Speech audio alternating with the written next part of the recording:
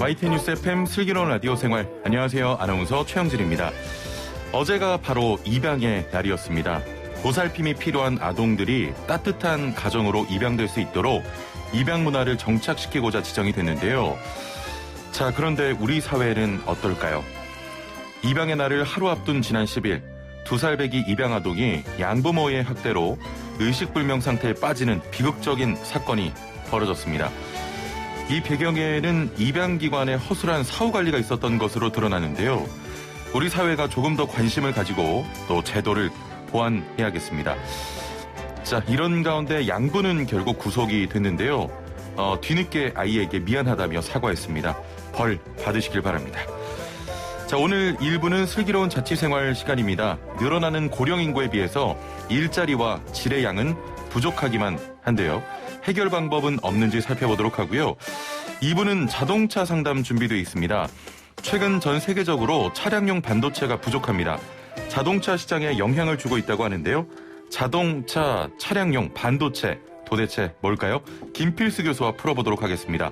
YTN 뉴스 FM 슬기로운 라디오 생활 지금 바로 출발합니다. 네, 슬기로운 라디오 생활 1부는 슬기로운 자취생활 시간입니다. 매주 수요일 우리 동네를 살기 좋은 곳으로 만들기 위해서 지역의회에서 어떤 일을 하고 있는지 알아보는 시간 가지고 있는데요. 인구 구조가 변하면서 일자리에 대한 생각도 달라지고 있습니다. 특히 길어진 기대 수명에 비해서 점점 빨라지기만 하는 퇴직 연령에 다시 취업시장으로 발길을 돌리는 시니어들이 늘고 있는데요. 하지만 늘어나는 고령 인구에 비해서 일자리의 질과 양은 부족하기만 합니다. 해결 방법은 없는지 경기도 의회 김영준 의원과 전화 연결해 살펴보겠습니다. 안녕하세요. 네, 안녕하세요. 예, 광명 출신 보건복지위원회 김영준 의원입니다. 예, 반갑습니다. 아침부터 네, 반갑습니다. 예, 전화 연결 감사드리고요. 경기도에 살고 있는 노인 인구 어느 정도 됩니까? 네, 2021년 3월 기준으로 경기도 인구는 1,350만 명 정도인데요. 이 중에서 65세 이상 노인 인구는 180만 명이 좀 넘어서고 있고요. 예. 경기도 전체 인구의 13.3%를 차지해서 고령사회 기준인 14%에 근접하고 있습니다. 예. 이러한 추세라면 내년에는 고령사회 진입이 확실시 되고요. 예. 6년 뒤에는 2028년에 65세 이상 인구가 20% 이상인 초고령 사회에 진입할 것으로 예상이 되는 거죠. 예. 자, 이렇게 되니까 몇 살까지 일을 해야 하나 고민하는 분들도 많은데요. 특히 최근에는 인구 고령화로 생산 가능 인구가 좀 줄어들면서 생산 가능 인구의 기준도 좀 변화가 필요하지 않을까, 이런 논의도 등장을 하고 있습니다. 의원님은 생산 가능 인구 기준을 어느 정도로 좀 봐야 된다고 생각하십니까? 네, 우리 사회의 급속한 고령화로 15세에서 64세에 해당하는 생산 가능 인구도 줄어들 것으로 전망이 됩니다. 예. 이로 인해 경제 전체 활력이 떨어지고 있는 것이지요. 예. 또한 우리나라는 세계 어디에서도 유례를 찾기 힘든 초저출산 사회로 진입이 되어 있는 상태고요. 이런 상황으로 멀지 않은 미래에 우리 경제 규모를 유지할 수 없을 정도로 노동 인력이 줄고 국민연금을 비롯한 사회보험 재정도 파탄날 가능성이 있다는 어두운 전망까지 나오고 있습니다. 그렇죠. 이와 같은 현실에서 우리가 이제 60세에서 65세 정도 은퇴하는 것은 개인은 물론 사회적으로도 크나큰 손실이거든요. 예. 더욱이 이전 세대와는 달리 의학이 발달함으로써 건강한 고령자가 증가하고 있거든요. 건강한 고령자가 증가하고 있는 현실에서 인구학적 기준인 64세까지 생산 가능 인구로 이렇게 고정해서 하는 것은 좀 맞지 않다고 보고요. 이를 연장하거나 조정할 필요가 있다고 생각합니다. 실제로 공공과 민간에서 논의되고 있는 정년 연장, 임금 피크제 등이 적극적으로 도입이 돼야 할 것으로 생각이 됩니다. 예. 그 경기도 같은 경우는 다른 지역에 비해서 그래도 생산 가능 인구가 좀 많은 편 아닙니까? 네, 그렇습니다. 지난 4월 27일자 한국은행 경기본부 발표에 의하면은 경기 지역 내 만 15세에서 64세 인구, 즉 생산 가능 인구죠. 생산 가능 인구는 984만여 명으로서 전년 대비 8만 5천여 명이 증가했습니다. 그리고 전국 비중으로는 26.1%로 1위로 조사되었거든요. 20, 30대 이주 여계 인구가 또 유입이 되어서 생산 가능 인구는 증가세를 보였는데요. 아무래도 경기 지역 생산 인구가 전국 1위인 것은 전국 최대 인구가 살고 있는 지방자치단체라는 점이 반영된 것으로 보이고요. 예. 또한 경기도 인구 증가는 당분간은 지속될 것으로 보이거든요. 예. 따라서 생산 가능 인구도 이에 연동해서 증가할 것으로 보입니다. 경기도 전체 인구가 조금 전에 1,300만이라고 하셨는데 네네. 그중에 노인 인구가 13% 정도면 네. 노인 인구도 그렇게 많은 편은 아닌 것 같다 이런 생각이 드는데. 아니죠. 예. 아니죠. 그 고령사회 기준인 14% 육박했다는 것은 노령 인구 비율이 높다는 것이고 그 속도 또한 매우 빨라서 예. 초고령 사회가 코앞이라서 큰 사회적 문제, 국가적 문제인 것이죠. 예. 설상가상으로 우리나라의 더 큰 걱정은 신중년 세대가 증가하고 있고요. 신중년 세대의 노인 인구로 편입이 바로 코앞이라는 사실입니다. 예. 우리 사회는 급속한 고령 사회의 진입과 베이비 부모 세대의 중장년시 진입으로 중장년 인구는 지속적으로 늘어나고 있습니다. 예. 2020년 12월 기준으로 경기도 내에 만 50세에서 65세 미만 중장년 인구는 316만여 명이거든요. 예. 경기도 인구의 23.5% 정도입니다. 그렇군요. 이건 굉장히 큰 비중이고요. 예. 경기도 중장년 인구가 지속적으로 증가하고 2024년대에 정점에 도달 것으로 전망이 되는데 예. 100세 시대로 표현이 되는 평균 수명 증가로 기나긴 노년기를 보낼 것으로 예상이 되거든요. 그래서 중장년층은 은퇴하고 조기 퇴직 등으로 인해서 고용 불안이 시작되는 시기인 반면에 예. 평균 수명 증가 등으로 사회 참여에 대한 욕구도 공존하는 세대라는 특징이 있거든요. 그러게 현재 중장년층 대다수는 예. 퇴직 후에도 일자리나 보람있는 노후 생활을 위한 여가활동 등을 원하고 있지만 노후에 대한 준비는 미흡한 경우가 많거든요. 예. 중장년층의 제도약, 복지 증진을 위한 양질의 일자리, 그것도 양질의 노인 일자리 마련 정책이 갈수록 절실하다고 하겠습니다. 예. 그래서 경기도에 31개 시군이 있지 않습니까? 예. 도시 지역, 농촌 지역, 도농 복합 지역으로 다양한 형태와 차이를 보이고 있는데요. 예. 기존의 관주도의 공공노인 일자리 사업에서 이제 벗어나서 지역별 특성을 반영한 맞춤형 노인 일자리 개발 보급이 시급한 상황이라고 할 수 있습니다. 예. 자, 지금 인구 현황 등에 대해서 말씀을 해주셨는데, 네. 일자리 이야기 해보겠습니다. 그러면 네. 이분들이 일할 수 있는 경기도 내 노인 일자리는 얼마나 있는 겁니까? 경기도 내 노인 일자리를 정확하게 산출하는 것은 거의 불가능한 것이죠. 예. 다만 그동안의 취업자 수는 국가 통계 포털을 통해서 알 수가 있고요. 경기도 내 65세 이상 노인 취업자는 2019년 전반기에는 약 38만 7천여 명, 예. 후반기에는 약 41만 2천여 명, 그리고 작년도인 전반기는 38만 4천여 명, 후반기에 45만 9천여 명 정도로 추정 집계돼서 40만 명 전후가 예. 유동적으로 취업자 수로 집계되고 있습니다. 그렇군요. 우리가 노인 일자리라고 하면 공공 일자리 먼저 떠올리는데 네. 주로 어떤 일자리들이 있습니까? 포털 사이트에서 보시면 노인 일자리 여기를 검색하면 나오는데요. 예. 보건복지부 산하의 한국노인인력개발원에서 운영하는 노인 일자리 검색 사이트가 주로 많이 이용이 되고 있습니다. 예. 정부에서 운영하는 노인 일자리 유형에는 지역사회에 공헌하는 사회활동으로서 공익활동, 재능 나눔활동 등이 있고요. 예. 경력과 경험을 활용한 일자리인 사회서비스형, 시장형, 취업알선형 등이 있습니다. 예. 이 유형별로 이렇게 참여 연령이나 활동 내용 등을 조금 더 알아보면요. 예. 공익활동은 만 65세 이상 기초연금 수급자를 대상으로 노노케어 학교 급식부사, 도서관 등 공공시설 보상 등이 있습니다. 예. 혹시 노노케어가 뭔지 아시죠? 예. 어르신이 어르신을 이렇게 케어한다는 그런 예. 신종 용어잖아요.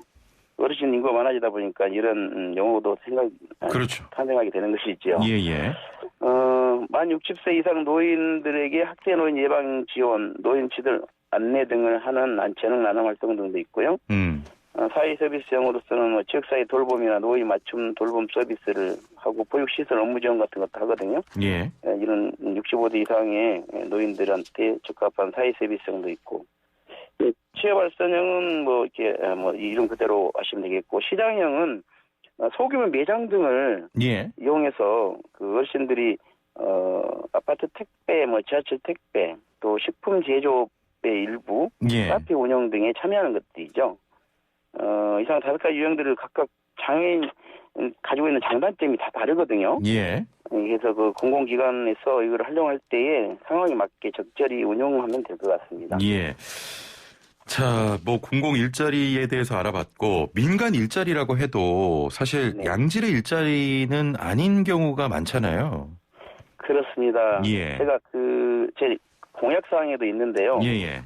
경력 단절 여성들에게 양질의 일자리를 제공하겠다는 공약을 제가 넣어놓은 게 있어요. 예예. 같은 일자리를 하더라도 사실 그 취업난에 시달리고 일자리가 부족하다 보니 단순 일자리, 그다음에 과거의 경력을 사용하지 못하는 예. 그런 단순 일자리들이 많거든요. 그래서 사실상 전 세대가 이제 취업난에 시달리고 있는 이 상황 속에서 예. 노인 일자리 경우에는 민간에서 양쪽으로 많은 공헌을 해주면 좋은데 예. 실질적으로는 그렇지 못하고 있고 아직까지도 간주도로 단순 일자리 위주로 운영이 되고 있는 것이 현실입니다. 예예. 민간 기업들이 이제 실은 퇴직 전에 직원들의 일자리도 다 만들어내지 못하고 있지 않습니까? 그렇죠. 근데 이제 퇴직한 이후에 예. 노인 일자리 만드는 것은 정말 한정적이라고 봐야 되겠지요. 예. 이제 이것 때문에 공공 영역에서 노인 일자리 사업을 추진하고 있는 것이고요. 예. 노인 일자리 사업이 이제 추진된 이래 이제 단순 일자리, 획일화된 일자리, 참여하고자 하는 노인들에 비해서 턱없이 부족한 일자리, 지역 특성을 반영하지 못한 일자리 등등 이런 문제점이 계속 제기되고 있는 게 사실이거든요. 예. 그러니까 이러한 문제점들을 개선하기 위해서 제가 어제 복지 커뮤니티라는 이름으로 경기도형 노인 일자리 사업 보급 방안 모색 토론회를 가졌었어요. 예예. 네, 어제 오후에 좀 굉장히 성과가 좋았는데요. 예. 이제 보건복지부에서도 지속 가능한 민간 노인 일자리 창출을 위해서 이제 올해 고령자 친화기업 상시 공모 추진 계획을 발표를 했습니다. 예. 그래서 지난 1월 5일자로 발표를 해서 이거 지금 시행 중에 있고요. 예. 고령자 친화기업 상시 공모 추진에 희망하시는 분들은 보건복지부 홈페이지 들어가셔서 시청을 준비하시면 되겠습니다. 예. 조금 전에 그 토론회에서 성과가 좀 나왔다고 하셨는데 네네. 이런 문제들을 해결을 위해서 또 필요한 방안 어떤 것들이 있을까요? 토론회에서 나온 내용들 좀 소개를 해 주시죠. 네. 지금 토론에서 여러 가지가 얘기 나왔지만 예. 결국은 노인 일자리 자체가 노인들의 복지하고 직결되는 부분이어서 관에서 지금처럼 계속 관심을 가지고 있는 것처럼 예. 변함없이 추진해야 하는 것은 마땅하고요. 민간형 노인 일자리를 확대하는 것이 필요하다. 예. 노인에게 적합한 업종 중 소규모 매장이나 전문 직종 사업 등을 공동으로 운영해서 일자리를 창출하는 이런 사업들을 계속 확대해야지 어르신들한테 참여자들에 대한 인건비도 용돈 개념으로 많이 지급을 할 수가 있고요. 예. 추가 사업 수익으로 사업비를 절약할 수 있는 효과도 가져올 수 있는 부분이거든요. 예. 그래서 이제 이런 부분이 전국 단위에서 여기저기 지자체에서 계속 이루어진다는 것이 큰 어떤 공통 업무로서 진행됐고요. 예. 최근에 이제 우리나라에서 사용하는 용어 중에 신중년이라고 있지 않습니까? 예. 지금 50대, 60대 이 분들이 이제 은퇴가 집중적으로 이루어지고 있지 않습니까? 일종의 베이비붐 세대라고 부르죠, 우리가. 예. 근데 베이비붐 세대가 우리나라 고도 성장의 주역으로서 경력도 풍부하고 사회생활에 대한 자부심도 높은 편이었지 않습니까? 예. 그래서 이제 이분들이 이제 화려한 무대를 이제 마감하고 은퇴를 하는 시기가 집중되고 있어서 예. 그분들이 이제 노인 일자리로 또 직결돼야 되는 그런 굉장히 중요한 그런 시기인데요. 예. 이분들이 또 오래 사시다 보니 이제 갈수록 노동에 참여하고 싶은 욕구가 강하면서 일자리 부족은 더욱더 더 심해지고 있고 그것을 정부나 지자체에서 계속 지원 사업으로 해서 추진해야만 한다. 예. 라는 부분은 어제 토론에서 어느 정도 정리를 했습니다. 예. 그리고 퇴직 전문 인력에게 지역사회가 필요한 사회 서비스 일자리를 제공할 때도 경력에 따른 경력형 사업 등을 제공을 해야 될 것 같다. 예. 아까도 말씀드렸지만 단순한 일자리로는 한계가 있다. 예. 이런 얘기를 많이 했었죠. 알겠습니다. 저 마지막으로 그 시니어 일자리 보급을 위해서 시니어 분들이나 민간 기업 등에 하실 말씀 있으십니까? 많습니다. 예. 많지만 뭐 시간이 짧아서 다른 말씀 못 드렸고요. 아무튼 민간 주도형 맞춤 일자리가 제대로 될 수 있도록 관에서도 많이 지원을 해야 된다는 생각을 다시 한번 강조드리고 싶고요. 예. 시니어 세대들에게 저희가 일자리를 제공하는 것은 우리 산업 여군인 베이비 부모 세대의 미래를 위한 사회적인 연대라고 생각을 합니다. 예. 현재 베이비 부모 세대들이 은퇴하고 있지 않습니까? 예. 그리고 노인 빈곤이라는 암울한 미래가 기다릴 수도 있습니다. 이러한 우리 시니어 세대가 노인 복지 체계가 잘 갖춰진 다른 선진국과는 달리 더 일할 수 있는 기회를 달라고 하고 있거든요. 예. 공짜로 뭐를 해달라고 하지 않습니다. 일할 기회를 달라는 것이잖아요. 예. 그래서 저희가 우리를 잘 살게 해주고 우리나라를 좀 선진국의 대열에 올려놓은 그런 세대에게 현재 세대가 해드려야 하는 도리라고 생각하는 것이죠. 예. 그래서 사회적 연대라고 말을 한 것은 고급스러운 말이고요. 예. 세대 간 연대, 사회적 연대보다 더 중요한 말은 후세의 도리다. 이 표현 직접라고 저는 생각하고요. 예. 공공기관보다 민간기업이 더 많은 신일자를 창출해서 세대 간의 연대를 회복하고요. 또 이를 통해서 함께 가는 동행하는 사회가 되었으면 합니다. 예, 알겠습니다. 좋은 말씀 감사드리고 9011번님께서는 경기도 의원이신데 왜 전라도 말을 쓰세요라고 이런 또 문자가 왔네요. 예.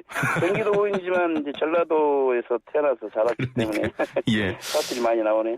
의원님 그 새벽부터 자전거 타고 좀 지역 돌아다니시는 정치인으로 유명하다던데. 네. 요즘도 타십니까 자전거?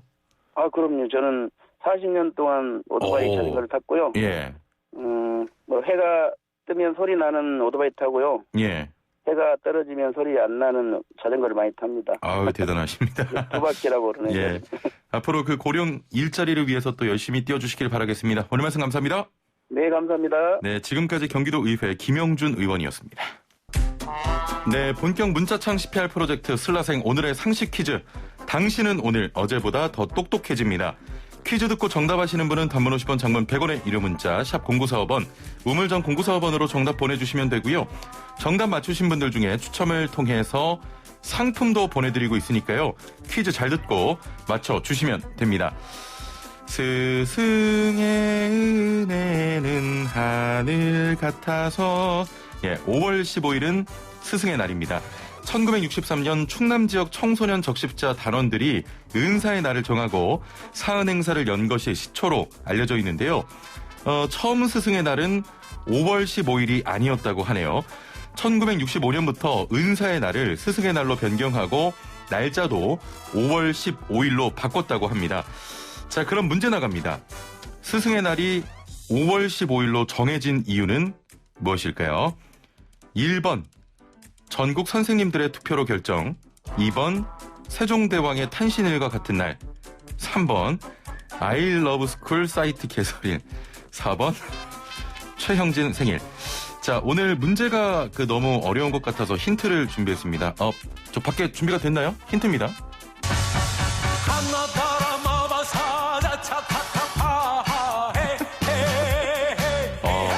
다행히도 저한테 노래 안 시켰네요. 자, 정답하시는 분은 단문 50원, 장문 100원의 유료 문자 샵 0945번, 우물정 0945번으로 보내주시면 되고요. 오늘 문제가 어려웠는데 이 노래 들으니까 저도 정답을 알 것 같습니다. 스마트폰 사용하시는 분들은 YTN 라디오 애플리케이션 또 유튜브 댓글창으로도 참여 가능합니다. 자, 선물 소개해드립니다. 저희 선물 굉장히 풍성하고 매일 많은 분들께 선물 드리고 있는데요.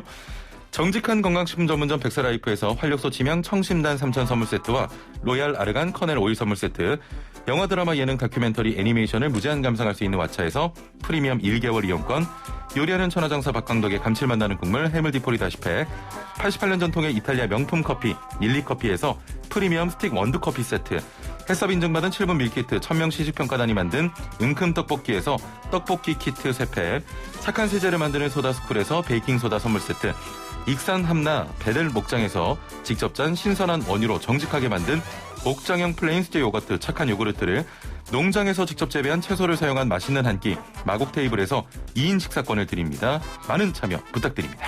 네, 슬기로운 생활을 위한 생활백서, 오늘은 서울시 소식 준비했는데요. 서울시가 비대면 시대에 맞춰서 문화정보 사이트 서울 문화포털을 개편했다고 합니다.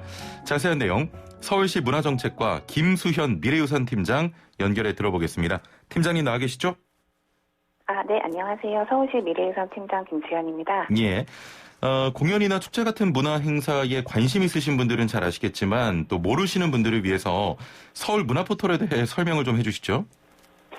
네, 저희 서울 문화포털은 서울 시내 곳곳에서 열리는 다양한 종류의 문화 행사와 박물관, 미술관, 공연장, 도서관 등의 정보를 보다 편리하고 쉽게 찾을 수 있도록 서울 문화 정보를 제공하는 포털 사이트라고 보시면 됩니다. 예. 각종 교육이나 문화체험 신청도 가능한 온라인 플랫폼으로서 서울시에서 추진하는 문화 정책과 사업들을 한눈에 보실 수 있습니다. 예. 이번 새 단장이 시민의 라이프 스타일을 반영해서 개편을 한다고요? 네. 코로나 이후에 시민들의 삶에도 큰 변화가 있었지만 예. 문화 공연계도 많은 변화가 있었습니다. 각종 축제들이 취소되거나 온라인으로 진행되고 공연 전시 같은 것들도 비대면으로 이루어지는 등 현장이 아닌 온라인을 통한 관람이 많아졌는데요. 예. 네, 새롭게 단장한 저희 서울 문화 포털에서는 서울의 공연, 전시, 축제를 영상으로 감상하실 수 있도록 문화 영상 메뉴를 신설했고요. 예. 라이브 공연도 실시간 스트리밍 채널로 연계했습니다. 그리고 넷플릭스 왓챠 같은 OTT 서비스처럼 최신 인기 콘텐츠를 추천하는 기능도 추가해서 예. 공연을 보다 쉽고 집에서 편안하게 관람하실 수 있도록 하였습니다. 예. 이번 개편으로 코로나19로 어려움을 겪고 있는 문화단체나 예술인에게도 도움을 줄 수 있는 방안이 포함됐다고 하는데 어떤 내용입니까? 네, 자체적인 홍보 플랫폼이 없는 문화예술인이나 문화 관련 민간 기업, 단체, 거리 공연장 같은 그런 분들이 행사 공연을 홍보할 수 있도록 행사 문화 공간 신청과 예. 버스킹 홍보 신청 메뉴를 신설을 했고요. 예. 이 밖에 저희 서울시 대표 문화축제, 문화자료, 문화정책, 갤러리 등 다양한 문화 정보를 한데 모은 아카이브 공간도 서울 문화 포털 내에 마련했습니다. 예. 네, 여기서 직접 자료를 다운받을 수도 있고 링크된 관련 홈페이지로 들어가셔서 예. 자료 공유를 하실 수가 있고요. 서울 문화 포털을 통해서 누구나 서울시의 문화 관련 정보를 쉽게 얻고 활용할 수 있도록 하였습니다. 예. 자, 마지막으로 시민들이 참여할 수 있는 이벤트 행사도 마련됐다고 하는데 어떤 행사입니까? 참여 방법 소개해 주시죠. 네.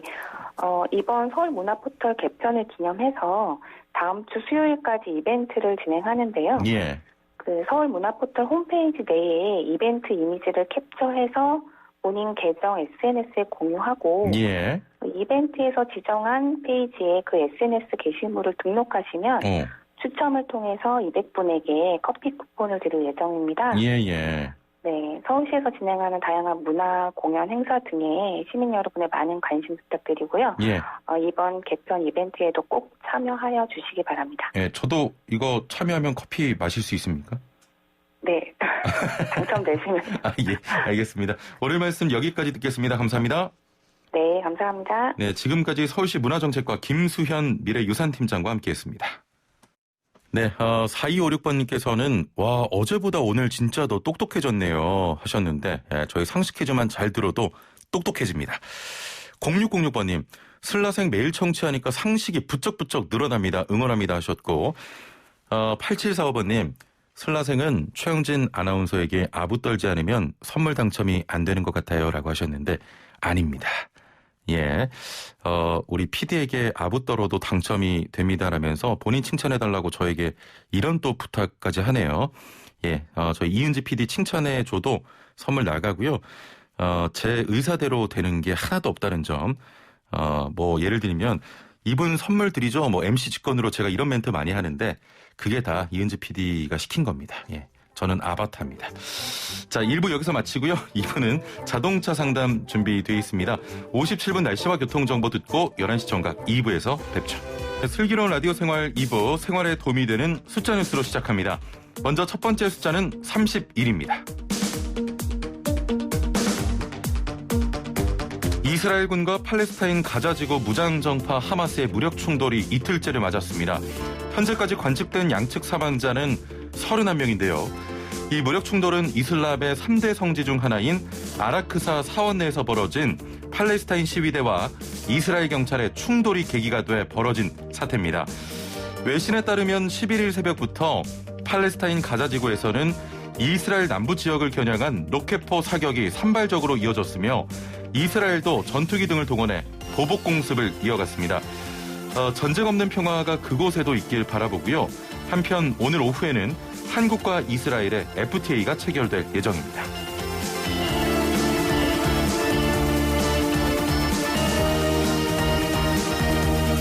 두 번째 숫자는 20입니다.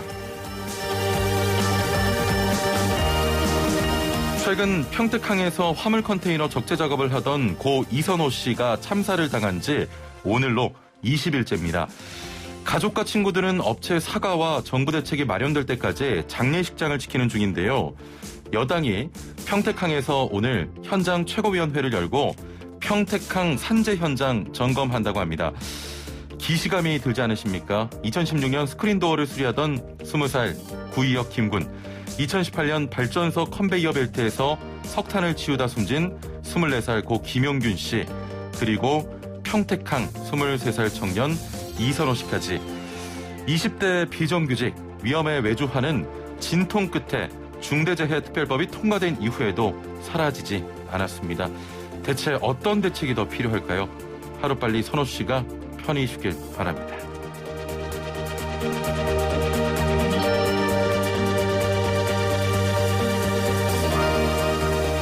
세 번째 숫자는 16입니다.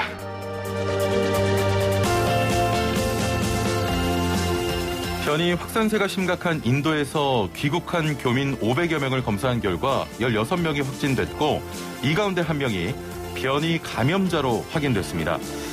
국내 인도 변이 감염자는 58명이며 세계보건기구 WHO가 영국과 브라질, 남아공 변이에 이어서 네 번째로 우리 변이에 추가할 정도로 전파력이 높아 방역당국도 예의주시하고 있습니다. 지금 인도발 입국자를 대상으로 일주일 시설격리와 퇴소 전 검사를 추가해 국내 전파 차단에 주력하고 있는데요. 개인 방역의 고삐 느슨해지면 안 되겠습니다.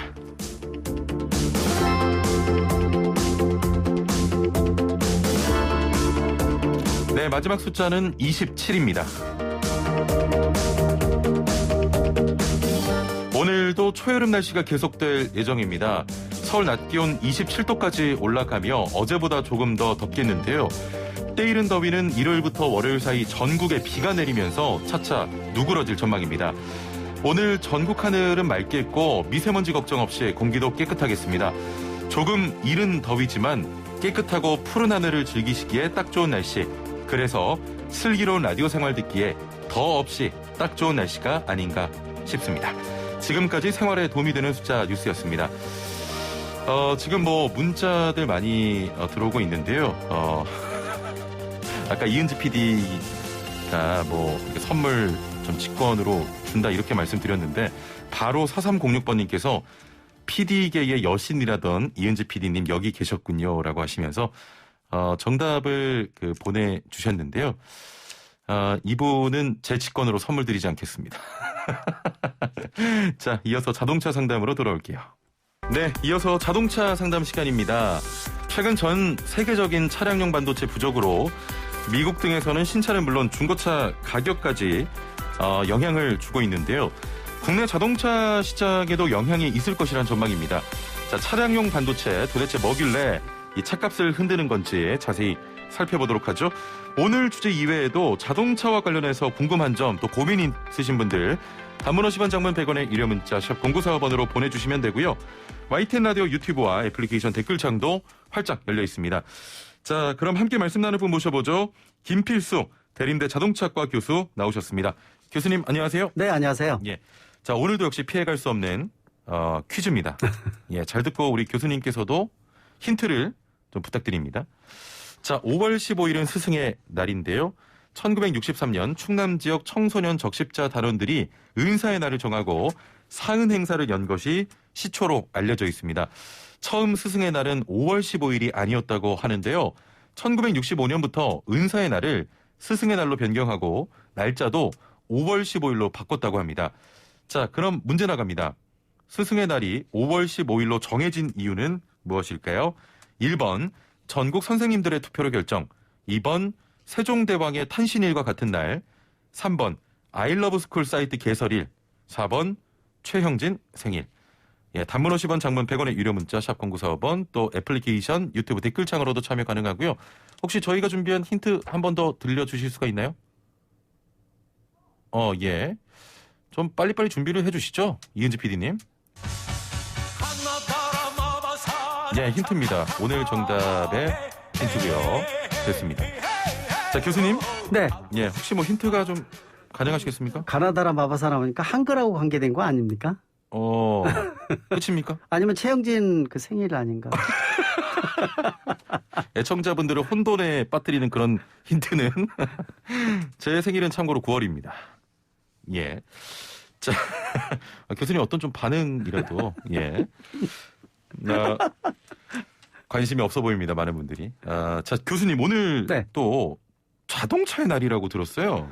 그렇습니다. 자동차의 날 하게 되면은 뭐 그 전에 자동차에 관련된 인물이나 아니면 산업계 쪽에서 영향을 준 분들이라든지 예. 특히 자동차 산업이 국가 경제에 끼치는 양대 축 중에 하나이기 때문에 예. 그 전체적인 어떻게 보면 부품까지 포함해서 완성차까지 포함해서 자동차 모든 사람의 어떻게 보면 축제다 이렇게 볼 수가 있습니다. 근데 예. 작년에 이어서 코로나 때문에 행사를 정상적으로 치르지 못하다 보니까 좀 아쉬운 부분이 있다 이렇게 보고 있습니다. 아, 그렇군요. 네. 오늘 처음 알았습니다. 오늘 이스라엘과 FTA 체결을 앞두고 있는데요. 네. 자동차 업계에도 영향이 있겠습니까?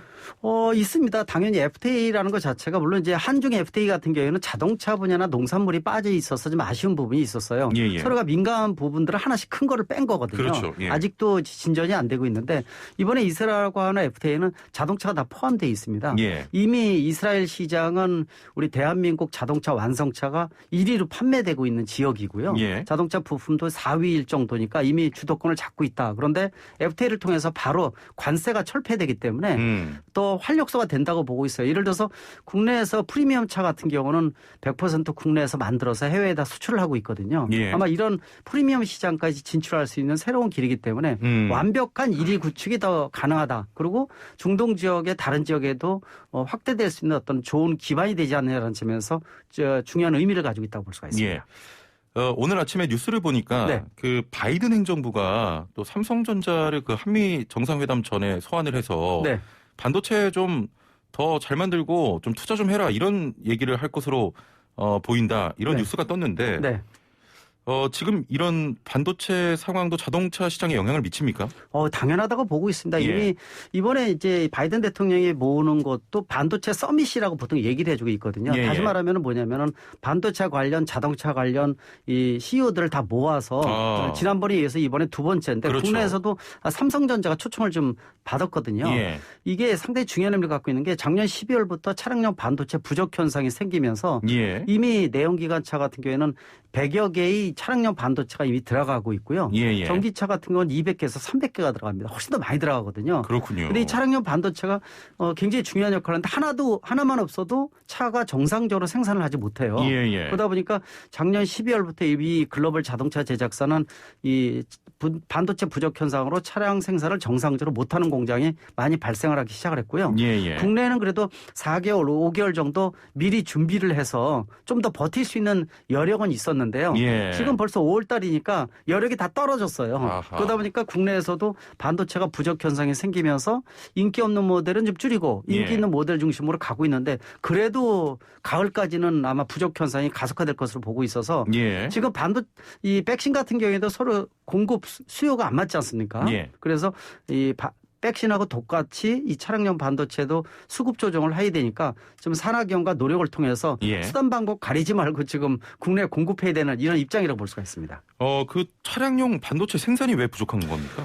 이게 차량용 반도체가 별로 기술적으로는 하이테크 쪽은 아니에요. 아주 예. 난이도가 높은 건 아니거든요. 예. 근데 수익률은 떨어지고 소량 다품종이고 공정률은 좀 길어요. 예. 그리고 또 이 차량용 반도체가 차 안에 탑재되다 보니까 날씨가 춥고 덥고 하다 보니까 온도라든지 습도라든지 이런 걸 견딜 수 있는 내구성도 굉장히 필요하기 때문에 예. 일반 반도체 소자보다도 난이도는 떨어지지만은 요구 조건은 까다로우면서 수익률은 떨어지다 보니까 국내에서 삼성전자나 SK 하이닉스가 세계 최고의 반도체 기술을 가지고 있거든요. 예. 얼마든지 할 수가 있는데 수익률이 떨어지다 보니까 그동안 안 했었어요. 예. 그래서 국내에 공급되어 있는 차량용 반도체가 전체의 한 3%뿐이 안 되는 거예요. 예. 너무 죽고 나머지 97%를 해외 시장에서 이 장착을 했으니까 가져다가 이 문제가 생기면서 심각한 문제가 생겼죠. 그래서 차량용 반도체가 가을까지 어느 정도 수급 조정이 가능하고 수단 방법 가리지 말고 구한다 하더라도요. 예. 이런 문제가 반복이 되게 되면은 심각한 전략 물자로 이미 바뀌었다 이렇게 보기 때문에 정부에서도 좀 내재화, 다시 말하면은 국내에서 생산하는 부분들을 상당히 지금 고민하고 있는 시점이다 이렇게 볼 수가 있습니다. 예. 그 반도체는 우리나라 대표적인 좀 수출 효자 종목 아니겠습니까? 네네. 국내에서 만들면 되는 게 아닌가 이런 생각도 드는데 차량용 반도체와 일반 네. 반도체가 좀 다른 겁니까? 그렇습니다. 예. 일반 차량용 반도체라는 게 일종의 주문용 반도체, 비메모리 반도체 이런 얘기도 많이 하는데요. 예. 이게 왜 그러냐면은 우리가 자동차의 기능이 편의나 안전장치가 극대화되면서 요새 보면은 뭐 에어컨을 제어해주는 반도체가 따로 들어가 있고 예. ABS 따로 들어가 있고 그다음에 후방 뭐 시스템이라든지 또 이 디스플레이 쪽 내비게이션 이런 데 들어가는 반도체가 각각 틀려요. 여기에 맞는 반도체가 하나하나 설계를 다 하다 보니까 예. 또 수익률 아까 말씀드린 대로 수익률 떨어지죠. 일은 많죠. 그러다 보니까 이쪽에 덤벼들지 않았는데 이게 하나만 없어도 차를 생산하지 못하다 보니까 다른 부품사까지도 멈추는 악영향이 계속 반복되고 연쇄 효과가 생기기 때문에 예. 그래서 수익률 떨어지는 만큼 국내에서 생산할 때 정부에서 뭐 세제 혜택 등 각종 인센티브를 통해서 좀 더 한 10여 % 정도는 국내에서 생산해야 되지 않느냐. 특히 이제 우리가 일명 MCU 같은 이 차량용 반도체 중에서 그나마 하이테크에 속하는 부분들은 우리가 좀 만들어낸다면 의미가 있다. 대신 수익률 보장을 위해서 정부나 이런 데서 좀 노력을 같이 해야 되는 이유라고 볼 수가 있습니다. 예, 뭐 기업만 노력해야 될 부분은 아니고 네. 정부도 같이 좀 다양한 대안들이 마련돼야 될 것 같고요. 네.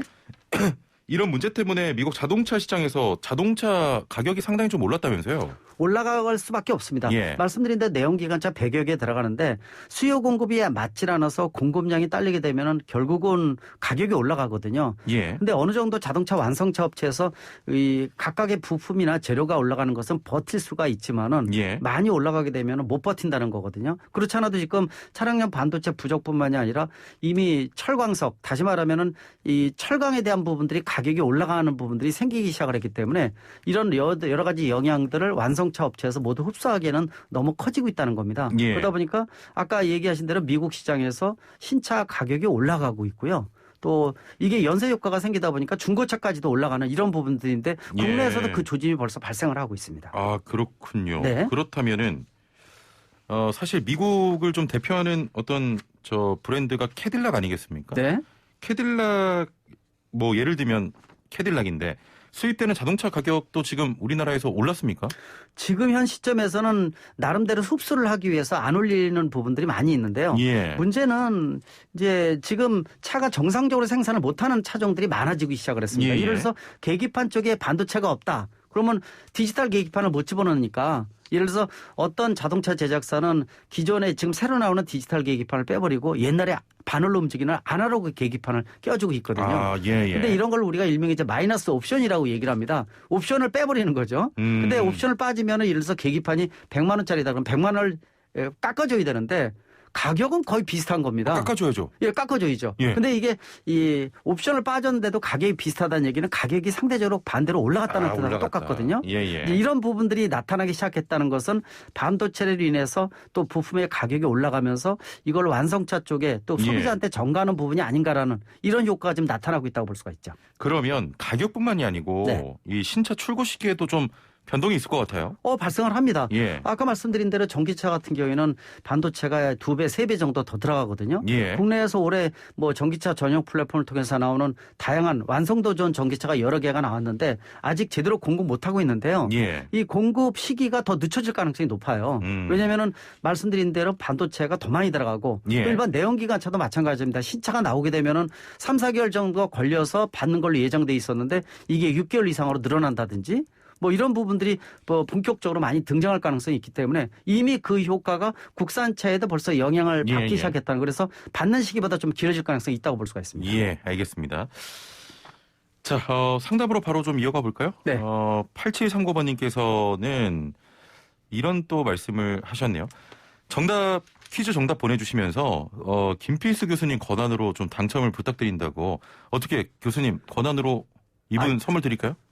괜찮은 것 같습니다. 이렇게 또 제 이름을 또 거론도 해주시고 감사합니다. 선물 드리겠습니다. 예. 투싼 계약했는데 출고가 6개월 이상 걸린다고 합니다. 개소세 연장될까요? 라고 하셨거든요. 연장은 두고 봐야 되는데요. 예. 연장될 가능성은 좀 있어요. 올해까지는요. 예. 작년에 이어서 올해는 이제 혜택의 개소세가 자동차 활성화 측면에서 아마 후반기까지 갈 가능성이 있는데요. 예. 완전히 보장을 못하지만은 갈 가능성 분명히 있다 이렇게 보고 있고, 일단 신청한 차종에 대한 부분들은 지금 말씀하신 차종이 기간이 좀 약간 길어요. 예. 출고 날짜가. 근데 긴데 아마 차량용 반도체가 여기까지 영향을 준다 그러면 2, 3개월 더 늦어질 가능성이 있기 때문에 유심히 한번 보시고요. 신청한 곳에다가 한번 두세 번이라도 확인하시는 것도 좋다고 보고 있습니다. 예. 근데 이렇게 출고가 6개월 이상 걸립니까? 출고가 인기 있는 차종 같은 경우에는 오래 걸리는 경우도 있고요. 예. 또 도리어 인기가 없어서 많이 안 나가는 차종도 또 오래 걸리는 경우도 있어요. 그렇군요. 생산을 잘 안 하다 보니까요. 예. 근데 보통 반년, 1년 정도, 뭐 반년 훨씬 넘어가게 되면은 경쟁 차종으로 이 소비자가 넘어가는 경우도 많아요. 왜냐하면 지루하다 보니까 이런 부분들이, 그래서 제작사 입장에서도 되도록이면 빠른 시간 내에 이 출고를 시켜주려고 그러는데 이게 마음대로 되는 건 아니기 때문에 고민은 많아지는 상황이라고 볼 수가 있습니다. 그렇군요. 6825번님, 자동차 열선 냉풍 스위치를 켜면 1분 만에 꺼지는데 뭐가 문제인가요? 시트에 불날까봐 걱정입니다. 라고 하셨습니다. 이거는 아마 시스템 자체가 예를 들어서 에어컨 쪽에 대한 부분들은 처음에 잘 나오다가 그다음에 꺼지는 경우 같은 경우에는 시스템 자체가 처음에 껐다가 킬 때는 정상 동작되다가 그다음에 이 고장 신호가 오면서 중간에 꺼지는 경우도 있어요. 그러니까 처음에 껐다가 키면은 정상되다가 좀 이따 꺼지는 경우는 시스템이 리셋돼서 처음에는 잘 동작되다가 그다음에 꺼지는 부분이기 때문에 해당 부위를 아마 중점적으로 점검을 해서 교체를 해야 되지 않을까 이렇게 보고 있거든요. 일반 이렇게 처음에 정상 동작되다가 꺼지는 경우는 리셋이 되면서 정상으로 동작되고 그다음에 해당 부품이 고장 신호가 오면서 나가는 경우가 있다 이렇게 볼 수가 있습니다. 예, 알겠습니다. 자, 단문 50원, 장문 100원의 유료 문자 샵 0945번으로 자동차 관련된 고민 또 궁금증 있으시면 지금 바로 서둘러서 보내주시길 바랍니다. 자, 빨리빨리 보내주셔야 상담 가능하고요. 저희가 바로바로 여러분의 고민들 해결해 드리겠습니다. 0980번님께서는 가스차인데요. 미션 오일은 몇 킬로미터마다 교환을 해야 하는지 궁금합니다. 연료 필터 시기 교환 시기도 좀 알려주세요라고 하셨네요. 일반적으로 똑같습니다. 가솔린 차하고 거의 비슷하다고 보시면 좋을 것 같아요. 변속기 같은 경우에는 뭐 차마다 가장 중요한 것이 자동차 매뉴얼을 보고 권장대로 하는 것들이 가장 중요한데 보통 자동차 매뉴얼에 나오는 부분들이 너무 극한까지 가는 경우도 많이 있으니까 예를 들어서 한 8만 정도의 변속기 오일을 갈라 그렇게 얘기하면은 한 곱하기 0.8, 7에서 8 정도. 그러니까 20-30% 바로 당겨서 교체해 주는 게 좋습니다. 그러니까 엔진오일 같은 경우에도 10,000km다. 그러면 한 7,000, 8,000에 갈아주는 게 훨씬 더 낫거든요. 그러니까 좀 더 시기를 빠르게 갈아주는 것도 중요하고요. 일반 연료 필터 같은 경우에는 보통 10만 킬로 넘어가도 갈아주지 않는 분들이 굉장히 많이 있거든요. 이거 이물질 많이 걸려 있고 엔진이라든지 여러 가지 문제를 끼칠 수가 있으니까 꼭 연료 필터 같은 경우도 정기적으로 갈아두셔야 되는데 변속기 같은 경우는 차마다 조금씩 틀리지만은 보통 한 10만 내외인 경우도 굉장히 많이 있고요. 연료 필터도 비슷한 부분이 있으니까 자동차의 매뉴얼, 차에 따라서 매뉴얼이 좀 틀리니까 그 기간을 보면서 약간 당겨서 갈아주시면 좋을 것 같습니다. 알겠습니다. 자, 5586번님, 주차할 때 시동을 끄면 딱 소리가 나면서 전기가 나갑니다. 몇 번 시동을 걸어보면 희미하게 에어백 표시등부터 전기가 들어오고 시동이 걸리곤 합니다. 어떻게 해야 될까요? 라고 하셨네요. 시동 자체가 문제가 있다라는 뜻을 가지고 있기 때문에 예를 들어서 아니면 예를 들어서 시동을 킨 다음에 전기 공급에 대한 부분들이 나올 수도 있거든요. 일반 자동차라는 건 전기 공급 자체가 시동이 나가 있는 경우에는 배터리가 역할을 해주지만 시동이 걸린 다음에는 발전기에서 역할을 해줍니다. 그러니까 발전기가 14V에서 15V 정도가 나와서 제대로 배터리 충전도 시키고 공급을 해줘야 되는데 그 부분에 영향이 있게 되면은 중간에 문제가 생기는 경우도 있으니까 발전장치, 충전장치에 대한 충전장치 쪽을 좀 한번 점검해 보시면 좋을 것 같아요. 발전기라든지 배터리라든지 그 라인에 해당되는 부분들이 해당된다고 볼 수가 있습니다. 이런 좀 어떤 전기 공급에 대한 문제는 빠르게 좀 점검을 봐야 되지 않겠습니까? 맞습니다. 또 어떤 차 같은 경우에는 하루 이틀 정도 세워놨는데 차가 방전되는 경우도 많이 있어요. 이런 경우는 암전류라고 해서 예를 들어서 내비게이션이라든지 영상 블랙박스가 특히 영상 블랙박스 같은 경우는 주차해놓은 다음에 아직도 전원이 나가는 경우도 굉장히 많이 있거든요. 이때 방전돼서 시동이 안 걸리는 경우도 있으니까 원인이 뭔지 특히 암전류라는 것이 보이지 않게 전기가 방전돼서 새 배터리인데도 불구하고 2, 3일 내로 차가 방전돼서 시동이 안 걸리는 경우도 종종 있기 때문에 이런 차 같은 경우에는 실제로 어디가 전기가 새는지를 면밀하게 살펴보지 않으면은 항상 애물단지를 전략할 수밖에 없어요. 3, 4일 정도 세워놓고 시동이 안 걸리면은 상당히 좀 골치가 아픈 부분들이 생길 수가 있기 때문에 꼭 암전류 다시 말하면 전기가 어디서 새는지를 확실하게 확인하고 고치는 게 중요하다고 볼 수가 있습니다. 제가 뭐 종종 좀 놀라서 여쭤봅니다만 어떻게 이렇게 뭔가 질문들이 들어오면 1초의 고민도 없이 바로 말씀을 하십니까? 근데 말씀드리고 뭐 얘기했는지 기억이 안 납니다. 말은 이렇게 빠르게 바로 하지만 돌아가면 기억이 나지 않네요. 2270번님께서는 제 차는 2007년식 NF 소나타입니다. 처음 시동 걸고 출발했을 때 뒷바퀴 쪽에서 뭔가 소리가 나다가 100m쯤 주행하면 그 소리가 사라집니다. 왜 그런 걸까요? 라고. 글쎄요. 그 말씀 나눈 거 하신 것만 딱 가지고 답을 얘기하기는 쉽지는 않습니다. 왜냐하면 뒤쪽에서 생기는 소음 자체가 뭐 시트라든지 여러 가지 이음새에 대한 부분들이 삐그덕삐그덕 소리가 나는 경우도 있어요. 그러다 어느 정도 달리다가 이 삐그덕거리새가 없어지는 경우도 있고 또 이 소리 자체가 제동을 할 때 생기는 브레이크 쪽인지 또는 그냥 생기는 내부에서 생기는 일반 소음인지 이것도 모르겠고요.